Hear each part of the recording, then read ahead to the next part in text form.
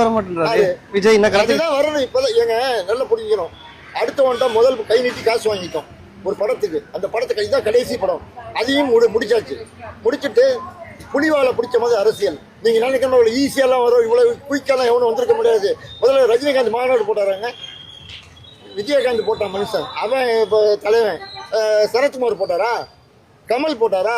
எங்க பைசா சம்பாதிச்சுதான் எல்லாரும் நடிக்க வந்தீங்க. எங்க பைசா எங்களுக்கு நீங்க கொடுக்க வேணாம், கொஞ்சமாவது கொடுக்க வேணாம். ஏதாவது நல்ல திட்டம் உதவி ஏதாவது செஞ்சிருக்காங்களா? இவன் செஞ்சிருக்கானயா? சிறு வயசுல கட்சி ஆரம்பிச்சு கொஞ்ச நாள் 2 வருஷம் கூட ஆகல, அதுக்குள்ள குழந்தைகளுக்கு படிப்பு சம்பந்தப்பட்டது முதல்ல செஞ்சு கொடுத்தானே. அது மட்டும் போதுமா அப்படின்ற மாதிரி? அது மட்டும் போதுமா? இல்ல, இவன் அப்ப விட்டு காசு, அவன் சொந்தமா சம்பாதிச்ச காசு அவன் கொடுக்குறான். கட்சி காசு எடுத்து செலவு பண்ணி கொடுக்கல, புரிஞ்சுங்களா? கொள்ளையடிச்ச காசை எடுத்து வந்து கொடுக்கல. கஷ்டப்பட்டு ஃபைட் சீன்ல நடிச்சு ஒவ்வொரு ராப்பாகலாம் குடும்பத்தை விட்டு பிரிஞ்சு வெளிநாடு வெளியூர்லாம் போய் இருந்து ஷூட்டிங் நடிச்சு கஷ்டப்பட்டு வந்த பைசா